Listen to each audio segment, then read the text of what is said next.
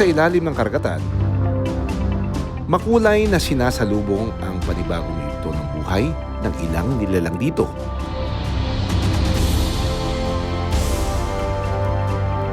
Isang mundong puno ng bagong simula bawat araw.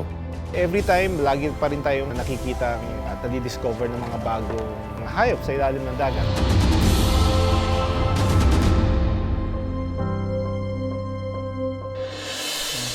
Wow! Mailap at matatapang. Yan ang katangian ng mga unggoy sa wild. Pero sa kagustuhan ng ilan na dalhin ito sa kanilang bakuran, ang ibang mga unggoy, malala ang sinapit. Ang pagtali nila hindi sa bewang, sa leeg, kadena ang ginagamit. Siyempre. Posible pa bang maranasan nito ang inaasam na payapa at malayang pamumuhay?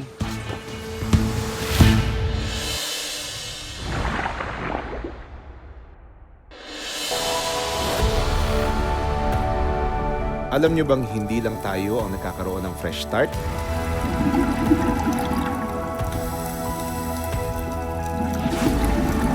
Dahil sa ilalim ng karagatan,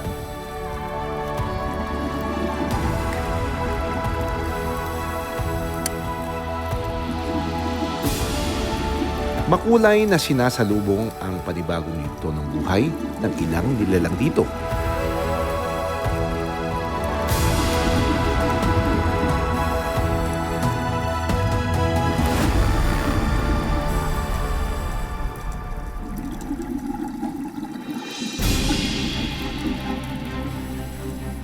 Ang mga coral reef o bahura, tila busy streets sa dami ng makukulay na isda. Dito ipinapanganak at lumalaki ang samot-saring buhay ilang. Isang mundong puno ng bagong simula bawat araw.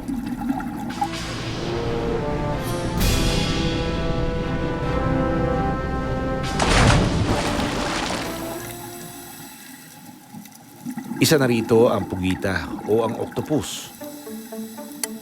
Unang sisid pa lang namin, bumungad na agad ang isang common octopus.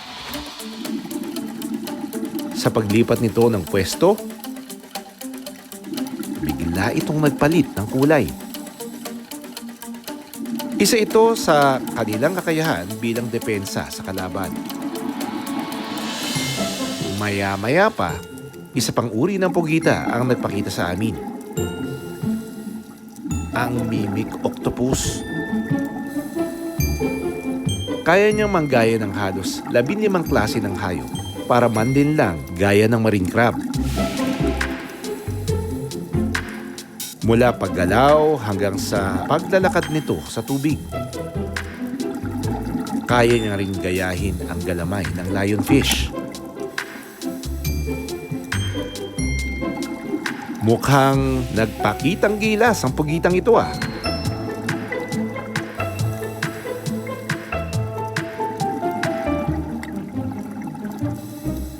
Sinubukan naming sumisid sa dilim.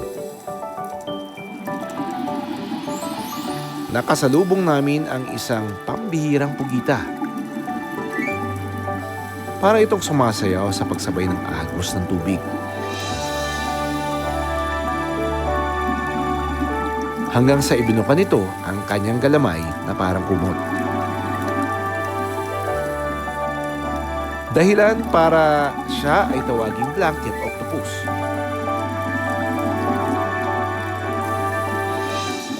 Bihirang makita ito, kaya laking tuwa ng aming team nang madokumento namin ito.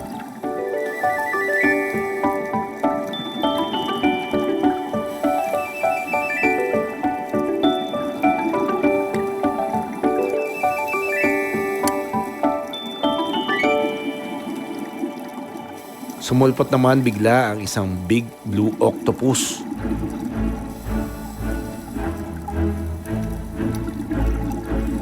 Dahan-dahan niyang inunat ang kanyang galamay. At ipinasok ito sa butas para makakuha ng maliliit na isda.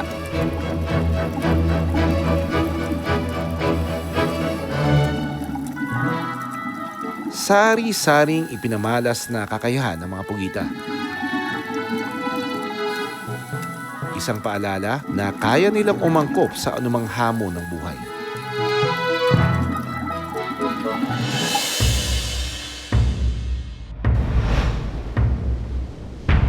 Sinasabing ang mundo natin is composed of 70% water. Ito pa rin yung pinaka least explored. Madami tayong hindi pa rin nalalaman pagdating sa mga laman dagat. Totoo naman kasi every time lagi pa rin tayong nakikita at nadi-discover ng mga bagong mga hayop sa ilalim ng dagat.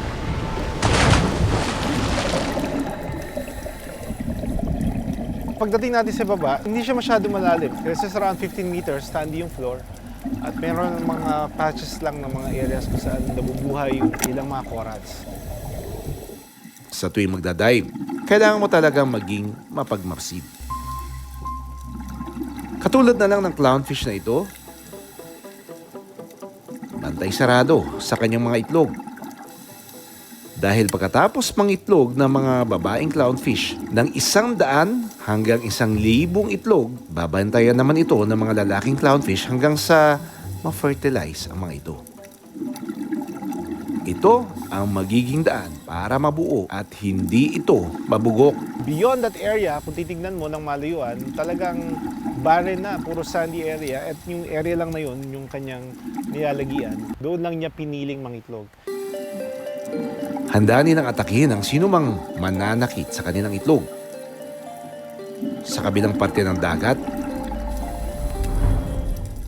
ang tahimik na araw sana ng clownfish, biglang nabulabog ng isang grupo ng maliliit na isda na papalapit sa anemone. Hanggang sa biglang sinakop ng three-spot domino damselfish ang anemone. Kilala silang agresibong isda. At si anemone rin ang kanilang tirahan. Pero syempre, hindi magpapatalo ang matatapang na clownfish. Tinataboy nila palayo ang damselfish sa kanilang tirahan.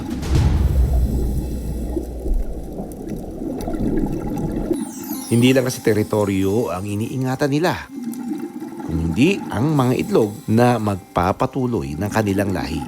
Yung clownfish kasi, meron kasi silang tinatawag na habitat specificity.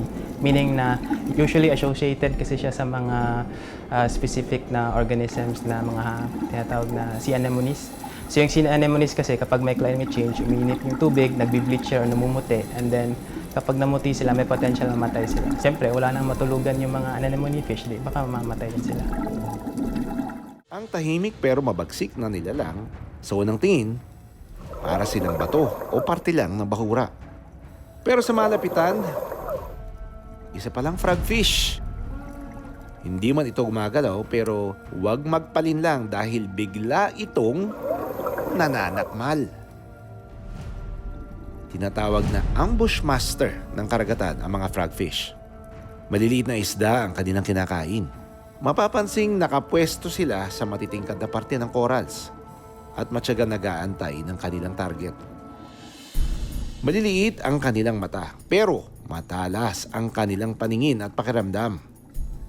Sa loob ng 6 milliseconds o mas mabilis pa sa isang kisap mata, kaya nitong lamunin ang kanyang prey. Bihira rin itong lumangoy. Kaya ginagamit ito ang pelvic at pectoral fins para maglakad. Kapansin-pansin din ang iba't ibang kulay ng mga frogfish.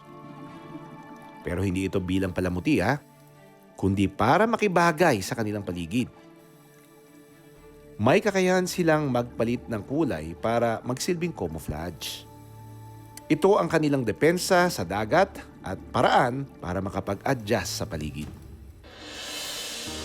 Sa bawat alon, may kwento ng panibagong hamon. Bawat isa may kakayahan na makibagay para mabuhay at magawa ang kanilang tungkulin sa mundong ginagalawan.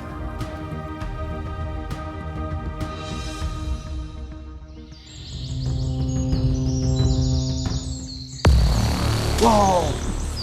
Mailap at matatapang. Yan ang katangian ng mga unggoy sa wild. Pero sa kagustuhan ng ilan na dalhin ito sa kanilang bakuran, ang ibang mga unggoy, malala ang sinapit. Posible pa bang maranasan ito ang inaasam na payapa at malayang pamumuhay?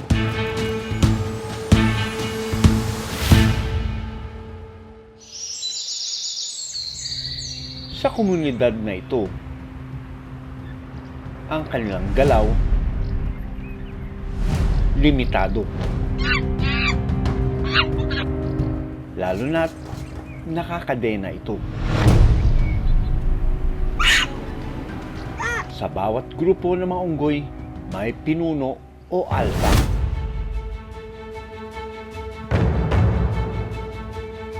Pero ang itinuring na alpha sa barangay Binaritan, Morong, Bataan, wala umanong tropa.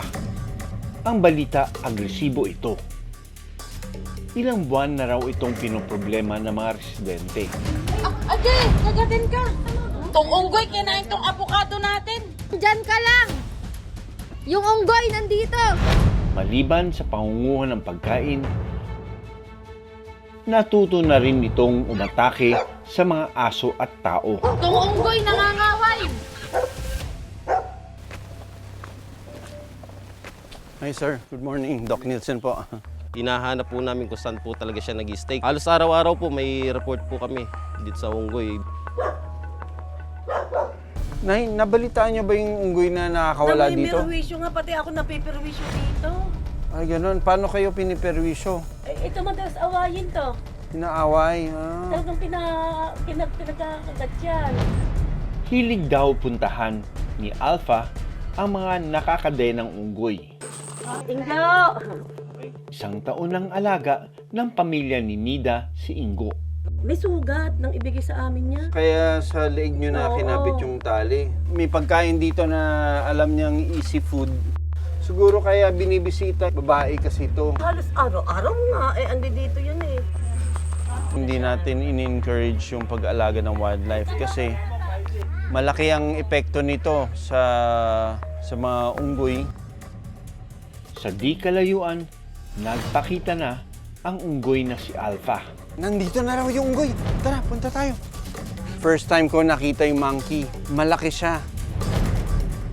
Mag-aspirate ako ng anesthetic na ilalagay natin doon sa tranquilizer natin. Andiyan pa?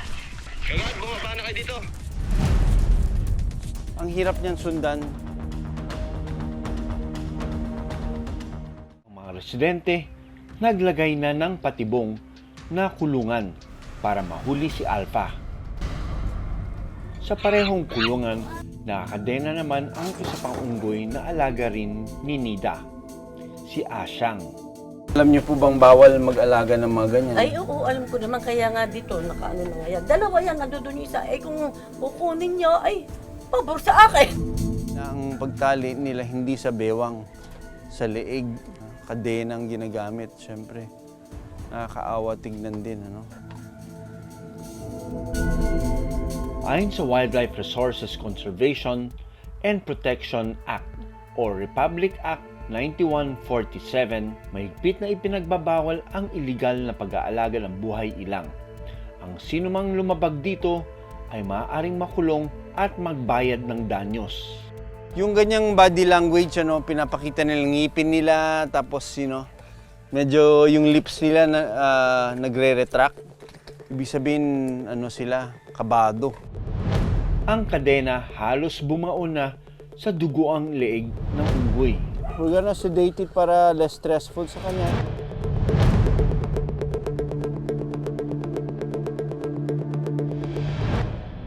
Kailangan natin itong tahiin dahil this will heal for a long time. So, ititrim ko yung mga edges ng sugat na necrotic. So yan, na-close na natin yung mga wounds niya. Yung mga tahi na ginawa ko, mga natutunaw yan. Tuturukan natin to ng antibiotics. And our final treatment is anti-maggot. para hindi siya langawin, ano? So, dadali na natin to sa rescue center. Ang pamilya ni Nida pumayag na i-turn over namin ang mga unggoy sa otoridad.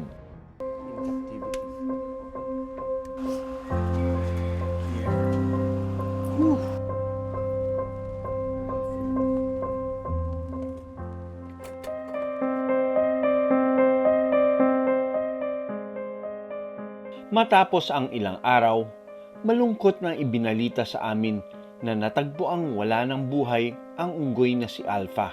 Wala naman siyang sugat eh, no? Wala nga, nilason yan. Agad din itong inilibing.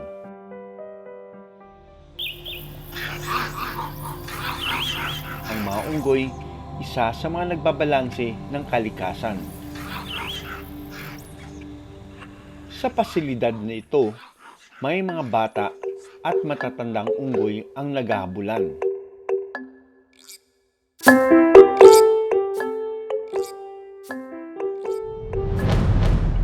Dating alaga ng tao ang mga unggoy na ito. Mula sa kanilang natural na tahanan, kinuha at pinalaki. Pero kapag nanakit na, pinapakuha ito sa otoridad at dinadala sa pasilidad gaya ng wildlife in need. Sa lugar na ito, sinasanay na muling manumbalik ang wild instinct ng mga unggoy para muling pakawalan sa gubat. Sina Roy, Johnston, Laila, Coco, at Kiko ang unang tropa ng mga unggoy na handa na raw sa kanilang paglaya. Si Roy, isa sa pinakamatagal na dumaan sa rehabilitasyon. 5 taon na naging alaga ng tao si Roy bago isurrender sa pasilidad. Kapansin-pansin ang malaki nitong katawan at matutulis ng ngipin. Takot din daw ang ibang unggoy kay Roy. Ang kanyang katangian, pasok sa alpha male. At si Laila naman ang alpha female ng grupo.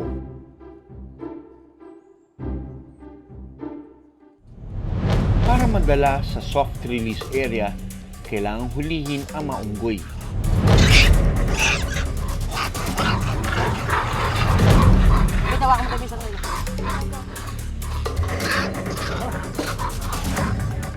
Ang soft release area ay lugar kung saan ina-acclimatize o kinukondisyon ang mga unggoy bago ito tuluyang pakawalan. Si Roy nagtatalon paakyat sa enclosure.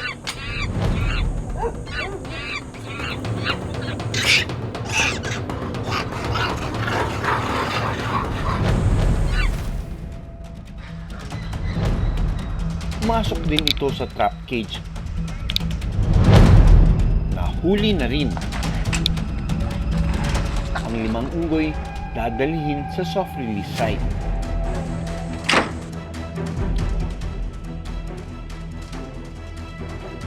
Dito na po tayo sa may releasing site area namin ng monkey. Bubuin lang po natin sila para sa loob ng ilang araw. Mag-stay ko sa loob ng kulungan. Tapos i-assist po namin sa susunod na araw kung may ibang group na po papasok sa may area.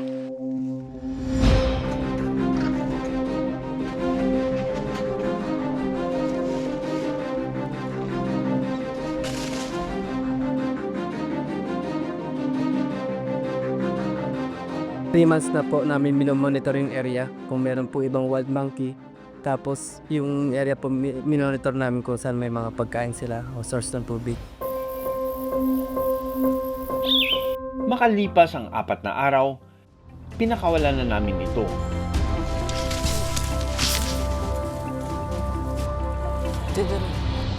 Bakit na? Very nice behavior.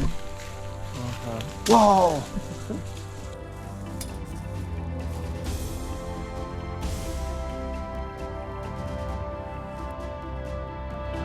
Iba yung release ng mga macaques. You know, we have time to observe them here.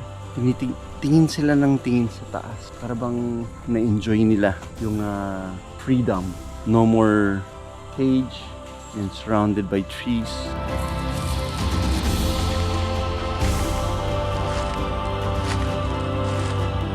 Bilang veterinaryo, kakaiba ang saya na aking naramdaman para sa maunggoy.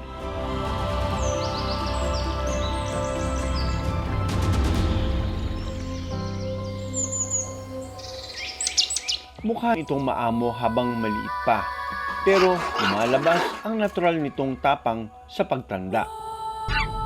Ang problema sa maunggoy sa komunidad, may iwasan sana kung hindi ito inuwi at inalagaan ng tao. Maraming salamat sa panonood ng Born to be Wild. Para sa iba pang kwento tungkol sa ating kalikasan, mag-subscribe na sa GMA Public Affairs YouTube channel. Maraming salamat sa panonood ng Born to be Wild. Para sa iba pang kwento tungkol sa ating kalikasan, mag-subscribe na sa GMA Public Affairs YouTube channel.